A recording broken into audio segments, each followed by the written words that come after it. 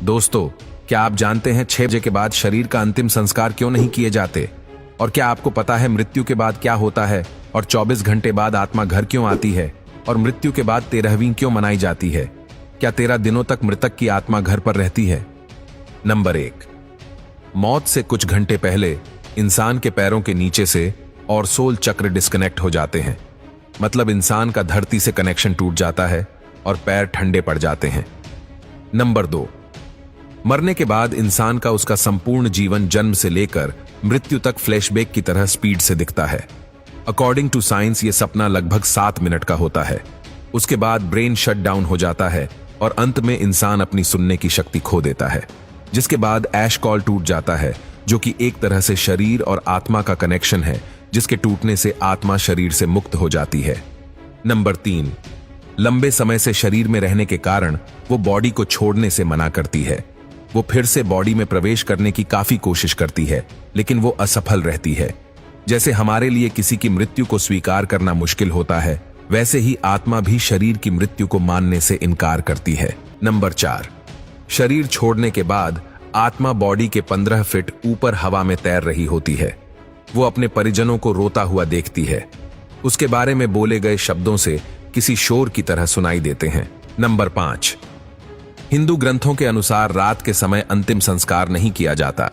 उसे सूर्य देव की पहली किरण के बाद ही जलाया जाता है।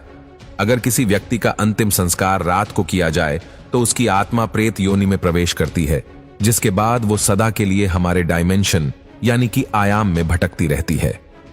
नंबर 6, मृत्यु के बाद शव को एक पल के लिए भी अकेला नहीं छोड़ा जाता। अगर शव को रात भर घर में रखा जाए तो संपूर्ण परिजन रात भर शव के पास जागते हैं। एक बार एक गांव में एक शव को कुछ पलों के लिए अकेला छोड़ दिया गया, जिसके बाद बाहरी प्रेतों ने उसके ऊपर कब्जा कर लिया और मृत बॉडी ने पूरा गांव जला दिया। गांव में हनुमान जी का एक मंदिर था।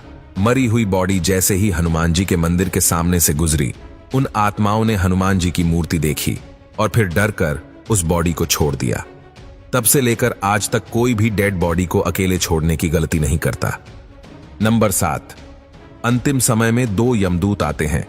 वो मरने वाले के साथ जैसा उसने संपूर्ण जीवन लोगों से व्यवहार किया था, ठीक वैसा ही व्यवहार उसके साथ करते हैं। अगर मरने वाला अच्छा आदमी है तो इजीली प्राण त्याग देता है, परंतु वो पापी है तो यमदूतों के टॉर्चर से वो तड़प तड़प कर मरता है। नंबर 8, जिसके बाद आत्मा को एक प्रकाशमय गुफा से होते हुए यमदूत यमलोक लेके जाते हैं। रास्ते में वैतरणी नदी पार करते हुए आत्मा को जाना होता है।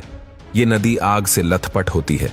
जिसने अच्छे कर्म किए हैं वो इजीली इस नदी को पार कर लेता है, लेकिन अगर कोई पापी व्यक्ति है तो उसे काफी पीड़ा भोगनी पड़ती है। नंबर 9, उसके बाद उस आत्मा को यमराज के सामने खड़ा कर दिया जाता है।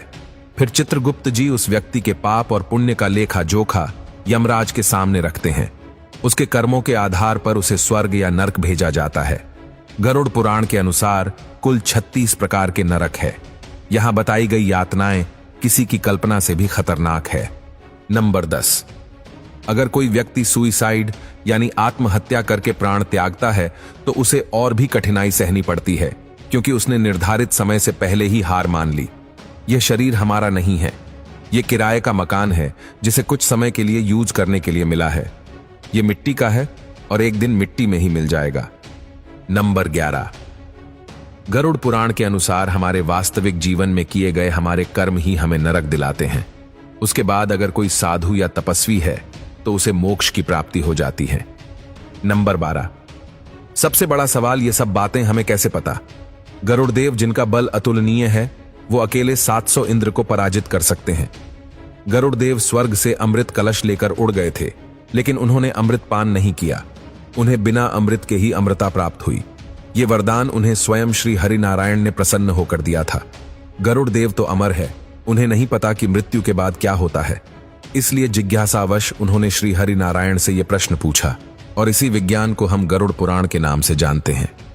भगवत गीता में श्री कृष्ण ने कहा था, आत्मा न तो पैदा होती है और ना ही वह मरती है। वो तो सिर्फ वस्त्र की तरह एक शरीर से दूसरे शरीर में प्रवेश करती है। मृत्यु तो केवल शरीर की होती है, आत्मा की नहीं। ये जीवन मृत्यु का चक्र यूं ही चलता रहता है। इसीलिए don't die before you are dead, मरने से पहले कभी मत मरो। अंतिम समय में राम नाम सत्य है, इसीलिए कहा जाता है क्योंकि वही संपूर्ण जीवन का सार है।